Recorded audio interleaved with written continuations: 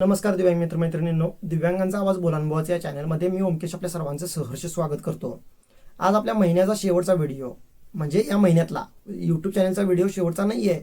महिन्याचा शेवटचा व्हिडिओ म्हणजे एप्रिल महिन्यामध्ये जे काही आपले अडचणी होत्या, ज्या काही प्रश्न होते, ज्या प्रश्नांची उत्तरं मिळाली नाहीत, जी माहिती मिळाली नाही, तर त्या माहिती देण्याचा आपला आजचा हा व्हिडिओ असतो. तुमचे प्रश्न माझे उत्तरं, त्याच्यामुळे व्हिडिओ मोठा होईल. जर तुम्हाला व्हिडिओ मोठे बघायला आवडत नसतील तर तुम्ही तक्रारी करू नका. तुम्हाला सरळ सोपा उपाय सांगतो मी एक तुम्हाला आज.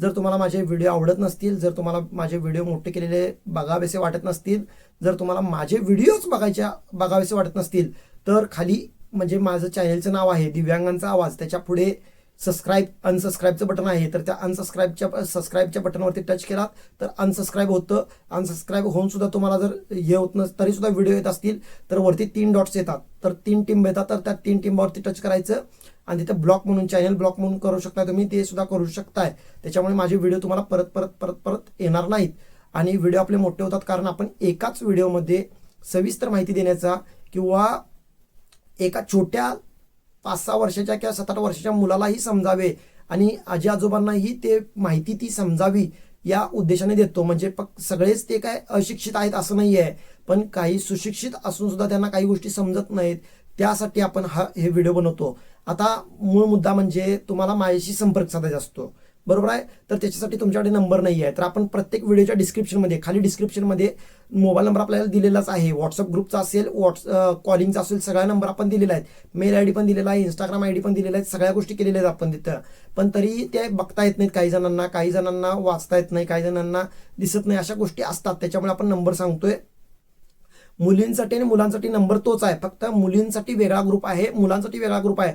मुलींना मुलांच्या ग्रुपमध्ये ऍड केले जात नाही, मुलांना मुलींच्या ग्रुपमध्ये ऍड केले जात नाही. आपल्याकडून तेवढी प्रायव्हसी आपण पाळतो आणि तुम्हीही पाळा. मुलांनीही पाळली पाहिजे आणि मुलींनीही पाळली पाहिजे. म्हणजे मुलींनी कमेंट केलं की मुलं काय करतात, त्याच्या खाली जाऊन आपलं रिप्लाय देतात, तर त्या गोष्टी नका करू. आपल्या इथे तसल्या गोष्टीसाठी, टाइमपाससाठी आपण हे चॅनल नाही आहे. आपलं हे चॅनल दिव्यांगांना सक्षम बनवण्यासाठी, दिव्यांगांना माहिती देण्यासाठी, दिव्यांगांचं कल्याण करण्यासाठी किंवा दिव्यांगांचे दिवस बदलण्यासाठी आपले चॅनल आहे. इथं कुठलंही जुळून येते रेशीम गाठी किंवा ते काय मॅट्रिमोनियल साईट वगैरे नाही आहे आपले. आणि जर तसं असेल, मॅट्रिमोनियल साईट वगैरे आपल्याला काढायचं असेल, तसे चॅनल्स काढायचे असतील तर तेही सांगा, आपण त्यालाही तयार आहोत. त्यामध्ये सुद्धा आपण काम करू शकतो, पण इथे ते काम करायचं नाही आहे, लक्षात घ्या. तर मुलींनी बिनधास्त माझ्याकडे तुमचा नंबर दिला तर चालेल, की मी तुम्हाला तुमचा नंबर मी कोणालाही देणार नाही, याच्या बाबतीत खात्री बाळगा तुम्ही. मुलींचा ग्रुप वेगळा आहे, मुलांचा ग्रुप वेगळा आहे, पण नंबर तोच आहे. 7498018385 7498018385 या नंबरवरती तुम्ही मला संपर्क करा. तुमचं नाव, तुमचा जिल्हा, तुमचा दिव्यांग प्रकार हे मला मेसेज करा. तुम्हाला ग्रुपला नक्की ऍड केलं जाईल. खोटं नाव ते सांगून करत असाल मस्ती, तर ती चालत नाही आपल्यापाशी, कारण आपल्याकडे सगळ्या गोष्टींचं औषध आहे, लक्षात घ्या. तर नवीन थोडं सपोर्ट करा. नवीन जे काही जॉईन होत आहेत, जुने आहेत, तर त्यांनी आपल्या चॅनलला थोडं सपोर्ट करा. चॅनल आपलं खूप स्लो चाललेलं आहे, चॅनलला थोडं सपोर्ट करा, एवढंच एक विनंती करतो. मेंबरशिप सुरू करायची का नाही करायची हेही तुम्ही सांगा मला. थोडं कष्ट जे करतोय मी काय म्हणत नाही की 100% मी माझे देतोय. मी माझे जे काही 40-50% देतोय, तर ते 40-50% प्रमाणे मला 40-50% राहू दे. 4-5% सुद्धा रिझल्ट मिळत नाहीये. त्याच्यामुळे मी तुम्हाला म्हणतोय की थोडं मला सपोर्ट करा. तर हे झालं. आता विषय सुरू करूया आपण. तर पहिलं म्हणजे आता या महिन्यामध्ये, एप्रिल महिन्यामध्ये पेन्शन डेट आली. त्याच्यामुळे काय करायचं, तर हे का पेन्शन डेट आली याचं कारण तुम्हाला माहीत असेल नसेल तरी सुद्धा थोडक्यात सांगतो, की आपलं दिव्यांग सक्षमीकरण विभागाकडे आपली पेन्शन किंवा आपला पेन्शन आपली दिव्यांग सक्षमीकरण विभागाकडून येणार असल्यामुळे ही जे काही डाटा ट्रान्सफरचं किंवा डाटा इकडं तिकडचं किंवा बाकीच्या ज्या काही गोष्टी झाल्यात, नवीन व्यक्ती असल्यामुळे, नवीन अधिकारी असल्यामुळे थोडा प्रॉब्लेम झालेला आहे, लक्षात घ्या. 1-2 महिने असे होतील, पण तिथून पुढे आपली पेन्शन वेळेवरती येईल, याच्या बाबतीत कोणतीही शंका मनात ठेवू नका. दुसरी गोष्ट, तटलेली पेन्शन आपली येईल का, तर तटलेली पेन्शन येण्यासाठी तुम्हाला आपल्याला प्रयत्न केले पाहिजेत ना. आपण प्रयत्न न करता आपली पेन्शन कशी येईल, तर आता प्रयत्न काय करायचे, प्रयत्न तर आपण करायला पाहिजे. आजपर्यंत केले नाहीत, पण आजपासून पुढे करू शकतो आपण प्रयत्न. पहिलं म्हणजे जे तक्रारीचा नंबर दिला आहे, तुकाराम मुंडे सर ज्यावेळेला दिव्यांग सचिव पदावरती होते, तर त्यावेळेला नंबर 1 दिलेला आहे, तर त्या नंबरवरती तुम्ही तक्रार करू शकता. बरं, तक्रार तिथं करू शकता. दिव्यांग सहायता पोर्टलवरती पण तक्रार करू शकता. तिथं सुद्धा तुम्ही कंप्लेंट किंवा तक्रार तिथं नोंदवू शकता तुमची. फक्त एक लक्षात घ्यायचं, तक्रार नोंदवताना तोंडी किंवा तिथं लेखी तक्रार फक्त नोंदवत असताना त्याच्यासोबत पुरावे जोडायचे आहेत आपल्याला. पुरावे कसे जोडू शकतो, तर एस पोर्टल म्हणजे संजय गांधीचं जे पोर्टल आहे तर त्या पोर्टलवरती लॉग इन करायचं. लॉग इन केल्यानंतर स्टेटमेंट डाउनलोड स्टेटमेंट म्हणून येतं, तर ते डाउनलोड स्टेटमेंट किमान 2 वर्ष तरी डाउनलोड करा तुम्ही, म्हणजे मागील तुमचे 2 वर्ष किंवा ज्या वेळेपासून पेन्शन सुरू झालेलं त्यावेळेपासून स्टेटमेंट डाउनलोड करून घ्या. ते स्क्रीनशॉट मारा आणि ते तिथं अपलोड करा किंवा ते तिथं कंप्लेंट नंबरवरती सेंड करा आणि सांगा की या तारखेपर्यंत माझी पेन्शन आलेली नाही आहे किंवा या महिन्यापर्यंत माझी पेन्शन आलेली नाही आहे, तर या बाबतीत मला नुकसान भरपाई मिळावी असे एक मेसेज करा त्यांना किंवा एक कंप्लेंट करा त्यांना, तर ते काम होऊन जाईल तुमचं. असं मी सांगत नाही 100% काम होईल असं नाही, पण आपण प्रयत्न तरी करू शकतो. प्रयत्न करणं आपल्या हातात आहे, रिझल्ट द्यायचं नाही द्यायचं हे त्यांच्या सरकारच्या हातात आहे, यंत्रणेच्या हातात आहे, लक्षात घ्या. आलं लक्षात. दुसरा प्रश्न, दिव्यांग सहायता पोर्टलवरती रजिस्ट्रेशन केलं नाही तर पेन्शन बंद होणार का, तर आत्ता तरी बंद होणार नाही पण भविष्यात बंद होऊ शकते. आत्ता बंद होणार नाही याची खात्री मी देतो, पण भविष्यातलं खात्री मी देऊ शकत नाही, कारण आपण भविष्यातलं बोलत नाही. आपण जे काही वर्तमान काळ आहे, वर्तमानात जे घडतं तर त्या बाबतीत आपण बोलतो. लक्षात आलं तुमच्या.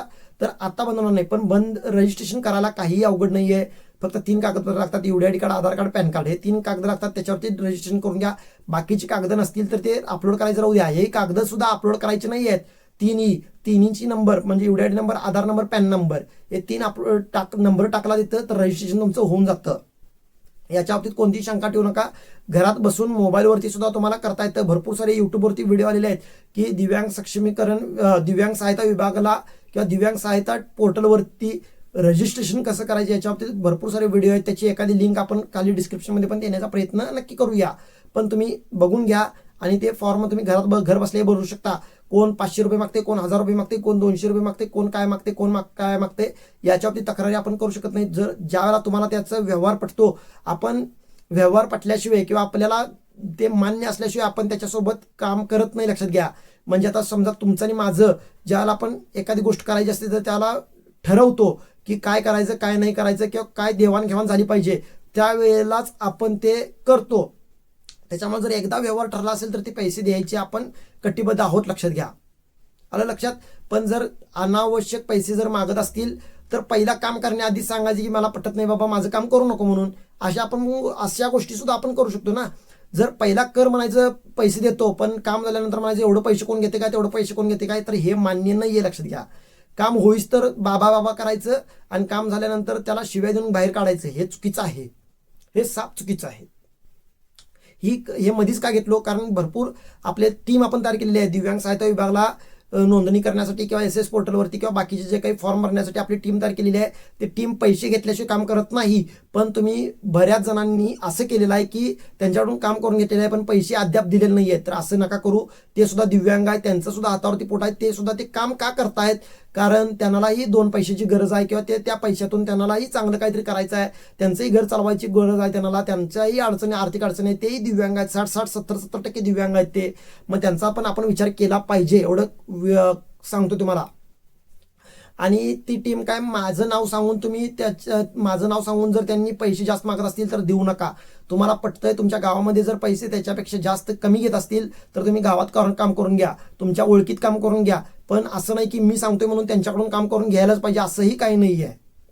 लक्षात फक्त काय की हे जी टीम आपली आहे तर ती काय काम करते याच्यातून काय होतंय की 99% काम चुकीचं होणार नाही किंवा 99% चुका होणार नाही, कारण ते दिव्यांग आहेत, त्यांनी सुद्धा ती कामं केलेली आहेत पहिल्यापासून, त्याच्यामुळे त्यांना त्यातला अनुभव असल्यामुळे प्रॉब्लेम येणार नाही. पण आपले बाकीचे जे नॉर्मल लोक असतात तर त्यांना त्याचा अनुभव नसतो किंवा त्यांना त्याच्यात काम केलेलं नसतं, त्याच्यात काय चुका, काय काळजी घेतली पाहिजे याच्या बाबतीत थोडी कल्पना कमी असेल किंवा थोडा अभ्यास कमी असेल म्हणून त्यांच्याकडून प्रॉब्लेम होऊ शकतात, लक्षात घ्या. यासाठी म्हणतोय मी ते. आलं लक्षात. परत आता दिव्यांग बीज भांडवल योजना असेल, दिव्यांग कर्ज योजना असतील तर त्या आता लवकरच सुरू होतील. दिव्यांगांना विविध योजना आता या सुरू होतील, कारण आर्थिक वर्ष सुरू झालेलं आहे. मग ते झेरॉक्स मशीन असेल, गाई म्हशींचं असेल, शेळीपालन असेल किंवा शिलाई मशीन असेल, कडबाकुट्टे असेल, भरपूर साऱ्या योजना, चटणी कांडपचं मशीन असेल, ओला सुका मसालाचं असेल, शेवायचं मशीन असेल, भरपूर साऱ्या योजना आहेत. तर त्या योजनेची चौकशी आपण आता दिव्यांग सहायता पोर्टलवरती सुद्धा करू शकतो, परत पंचायत समितीला सुद्धा करू शकतो. दिव्यांगांना घरकुल मिळतं, दिव्यांगांच्या नावावरती घरकुल नसेल तरी म्हणजे जागा नसेल तरी सुद्धा घरकुलचा लाभ घेता येतो. परत या महिन्यामध्ये विचारला गेलेला प्रश्न म्हणजे दिव्यांगांना पेट्रोलमध्ये सवलत मिळते का, डिझेलमध्ये सवलत मिळते का, तर नाही मिळत. दिव्यांगांना इलेक्ट्रिसिटीमध्ये सवलत मिळते का, तर नाही मिळत. हे युट्यूबवरती व्हिडिओ असतात तर ते व्हिडिओ असतात, पण त्याच्यात नियमावलीमध्ये किंवा त्या योजनेमध्ये बसायचं असेल तर भरपूर साऱ्या गोष्टी कराव्या लागतात. भरपूर साऱ्या गोष्टी केल्या तर आपल्याला ते लाभ मिळण्यापर्यंत आपण भरपूर साऱ्या गोष्टी आपण गमावू शकतो, एवढं लक्षात घ्या. अजून एक म्हणजे दिव्यांगांना सौर ऊर्जा मिळते का? सौर ऊर्जेचं जे काही सौर घर योजना आहे तर ते लाभ मिळतो का? तर हो मिळतो. पण तुमच्याकडे जर पिवळं रेशन कार्ड किंवा अंत्योदयचं राशन कार्ड असेल तर तुम्हाला लाभ मिळतो. 1 किलोवॅटचा मिळतो लाभ, लक्षात घ्या. 1 किलोवॅटचा सूर्यघर योजना तुम्हाला मिळते. फक्त किती 4 काय 5,000 रुपये भरायचे आहेत, तर ते भरल्यानंतर तुम्हाला ते बसवून जातात. बाकीचं कोणताही खर्च नाही आहे तुम्हाला 1 किलोवॅटपर्यंत. 1 किलोवॅटच्या वरचं घेतला तर तुम्हाला जे काय रेग्युलर रक्कम आहे तर लाख, 1.5 लाख, 2 लाख काय असेल तर ते भरून तुम्हाला घ्यावं लागणार आहे. या गोष्टीमध्ये दिव्यांगांना शेतीमध्ये विहीर काढण्यासाठी, शेततळं काढण्यासाठी म्हणा किंवा पाणी सिंचनासाठी किंवा कंपाऊंड करण्यासाठी भरपूर साऱ्या योजना आहेत. दिव्यांगांना ट्रॅक्टर घेण्यासाठी सुद्धा योजना चालू आहे, म्हणजे चालू राहते. त्याचं ट्रॅक्टर सुद्धा घेऊ शकता तुम्ही. परत कमर्शियल वाहनं घेण्यासाठी सुद्धा सवलती मिळतात. 1200 सीसी पर्यंत तुम्हाला 1200 ते 1500 सीसी पर्यंत जी काही गाडी येते, 4 चाकी येते, तर त्याच्यामध्ये तुम्हाला सवलत मिळते. 2 व्हीलरमध्ये सवलत मिळत नाही, 4 चाकीमध्ये सवलत मिळते. जीएसटी मध्ये असेल, रोड टॅक्समध्ये असेल, वगैरे वगैरे सवलत मिळते. आलं लक्षात. दिव्यांगांची कर्ज योजना, दिव्यांगांना जॉब वेकेन्सीज आता निघतील, भरपूर साऱ्या निघतात. पोलीस भरतीमध्ये असेल किंवा जे काही शिक्षक भरतीमध्ये असेल, मंत्रालयामध्ये असेल, भरपूर साऱ्या गोष्टी होत आहेत. तर त्याच्यासाठी फॉर्म भरा, अभ्यास करा. शिष्यवृत्ती सुद्धा मिळते भरपूर साऱ्या. NSP असेल, महाडीबीटीची असेल किंवा आंबेडकर योजनेतील असेल किंवा शाहू फुलेंची योजना ती एक आहे. भरपूर साऱ्या शाहू महाराजांची एक योजना आहे. परत महात्मा फुले योजना आहे. भरपूर साऱ्या योजना आहेत. पंजाब नॅशनल योजना आहे. अशा भरपूर साऱ्या योजना आहेत. त्यातून शिष्यवृत्ती आपल्याला मिळते. तर त्या शिष्यवृत्तींचा लाभ आपण घेऊ शकतो. त्याच्यासाठी जास्तीत जास्त कागद काही लागत नाहीत. म्हणजे तुमचं बोनाफाईड असेल, तुमचं ऍडमिशनची पावती, तुमचा आयडेंटिटी, उत्पन्नाचा दाखला 2.5 लाखाच्या आतला 2.5 लाख किती पण असेल तर तुमचं चालतो तो, त्याचा काही अडचण नाही आहे. दिव्यांग प्रमाणपत्र, ओळखपत्र आणि मागच्या वर्षीचा रिझल्ट, एवढ्या गोष्टी लागतात. त्याच्यातून तुम्हाला ते लाभ मिळतात. आणि ॲक्सेसरीज सुद्धा आता भरपूर ठिकाणी फ्री मिळतात. म्हणजे व्हीलचेअर असेल, तुमचं कुबडे असेल, टॉयलेट खुर्ची असेल, कानात ऐकायचं मशीन, पांढरी काटे असेल, कॅन स्टिक असेल, भरपूर साऱ्या गोष्टी तुम्हाला सवलतीद्वारे मिळतात, फ्रीमध्ये मिळत आहेत. त्या योजनेचा तुम्ही लाभ घेऊ शकताय. स्कूटी 80% वरच्यांना स्कूटी मिळते. बाकीच्या राज्यांमध्ये 80 नाही आहे, 60 पर्यंत आलेला आहे. काही राज्यांमध्ये, आंध्र प्रदेशमध्ये 40% वरतीपर्यंत आलेला आहे. पण आपल्या राज्यामध्ये 80% वरच्या दिव्यांगांना मिळतं. पण ज्यांचे हात सुरक्षित पाहिजेत, हाताने त्यांना गाडी चालवता आलं पाहिजे आणि पाय त्यांचे बारीक असतील, पाय इकडे तिकडे असतील तरी सुद्धा चालतं, पण त्यांना स्कूटी, जी 3 चाकी स्कूटी आहे तर ती 3 चाकी स्कूटी मिळते.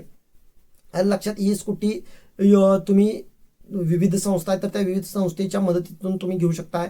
परत तुम्ही जर आई वडील दोघं जर दिव्यांग असाल आणि मूल तुमचं नॉर्मल किंवा मूल तुमचं दिव्यांग असेल तर तुम्हाला महिला व बालकल्याण विभागाकडून जे काही शिष्यवृत्ती मिळते 2250 रुपये, म्हणजे 2250 रुपये मिळते. तर त्याच्यासाठी सुद्धा तुम्ही ऍप्लिकेशन करू शकता. त्याच्यासाठी ऍप्लिकेशन करण्यासाठी फक्त बोनाफाईड, तुमचं दिव्यांग प्रमाणपत्र वगैरे वगैरे लागतं. त्या थोडक्या गोष्टी लागतात. तर तुमचा मुलगा किंवा मुलगीला घेऊन तुम्ही तिथं ऑफिसमध्ये गेलात तर तिथं तुम्हाला त्याचा सुद्धा लाभ, जे काही जिल्हा परिषद असतं, जिल्हा परिषदमध्ये महिला व बालकल्याण विभाग आहे, तर तिथे गेल्यानंतर तिथं फॉर्म भरायचा असतो. फॉर्म भरून तुम्ही त्याचा सुद्धा लाभ वर्षभर घेऊ शकता. दर महिन्याला 2250 रुपये तुमच्या खात्यावरती जमा होतात. तुमच्या मुलाच्या आणि तुमच्या जॉईंट अकाउंटवरती जमा होतात. पण आई वडील दोघेही दिव्यांग हवेत. अजून एक म्हणजे आमचा विवाह 5 वर्ष पाठीमागे झाला आहे, 2 वर्ष पाठीमागे झाला आहे, गेल्या वर्षी झालेला आहे. तर आम्हाला 1.5 लाखाचे लाभ मिळेल का? 1.5 लाख किंवा 2.5 लाख. मी दिव्यांग आणि माझ्या दिव्यांग व्यक्तीसोबत लग्न झाले तर मला 2.5 लाखाचा लाभ मिळेल का? तर तुम्हाला सांगतो की डिसेंबर 2025च्या आधी जर तुमचं लग्न झालं असेल आणि तुम्ही नोंद पण केला असेल मॅरेज सर्टिफिकेटवरती 1 डिसेंबरच्या आधीची तारीख असेल तर तुम्हाला ह्या 1.5-2.5 लाखाचा लाभ मिळणार नाही. तुम्हाला 50,000च मिळणार. पण जर तुमचं डिसेंबर नंतर तुम्ही विवाह नोंदणी केला असाल, डिसेंबर 2025 नंतर नोंदणी केला असाल किंवा तुमचं आता जर लग्न झालं असेल तर तुम्हाला 1.5 लाख 2.5 लाखाचा लाभ मिळणार आहे. आलं लक्षात. आणि त्याच्यासोबत तुम्ही इंटरकास्ट केली असेल, म्हणजे तुम्ही एक पार्टनर ओपन आहे आणि एक पार्टनर कास्टमध्ये आहे तर त्याचे सुद्धा 50,000 तुम्हाला मिळतात. ते सुद्धा जिल्हा परिषदला तुम्ही जे काही तिथं आपलं विवाह विभाग आहे तर त्या महिला व बाल कल्याण विभागाला तिथं तुम्ही तो फॉर्म भरू शकता आणि त्याचा लाभ सुद्धा तुम्ही घेऊ शकता. तर आता मिळते, म्हणजे दिव्यांग व्यक्तीसोबत लग्न केलं 2.5 लाख रुपये मिळतात. दिव्यांगाने नॉर्मल व्यक्तीसोबत लग्न केलं तर 1.5 लाख रुपये मिळतात. तर या 2 योजना आहेत, तर त्या योजनेत सुद्धा तुम्ही लाभ घेऊ शकताय. परत 15,000चं टूलकिट, 15,000चं टूलकिटचं बाबतीत सांगायचं झालं तर 15,000चं टूलकिटचं जर फॉर्म भरत असाल तर भरू नका. जर तुमच्याकडे प्रमाणपत्र नसेल तर, म्हणजे तुमचं व्यावसायिक प्रमाणपत्र नसेल, व्यवसाय शिक्षण प्रमाणपत्र जर तुमच्याकडे नसेल तर तुम्ही फॉर्म भरू नका. प्लीज प्लीज प्लीज फॉर्म भरू नका, कारण त्याचा काही उपयोग नाही आहे. जर तुमच्याकडे प्रशिक्षणाचं प्रमाणपत्र नसेल तर फॉर्म भरण्यात काहीच पॉईंट नाही आहे ना. त्याच्यामुळे मी सांगेन की प्रमाणपत्र जर असेल किंवा तुम्ही जर ॲडमिशन आता घेतला असेल आणि तरच भरू शकता तुम्ही फॉर्म, नाहीतर भरू नका. पैसे फुकट जातील तुमचे. उगाच त्या योजनेमध्ये तुमचं फॉर्म किंवा डॉक्युमेंट्स पेंडिंग राहतील आणि तुम्हाला दुसऱ्या योजनेचा लाभ घेताना प्रॉब्लेम येऊ शकतो. प्रत्येक योजना प्रत्येकासाठी बनलेली असते असं नसतं. आता बघा 17 योजना आलेल्या आहेत म्हणजे 17 योजना माझ्यासाठी बनलेल्या आहेत किंवा 17 योजनेचा मी दरवर्षी लाभ घेऊ शकतो असं आहे का?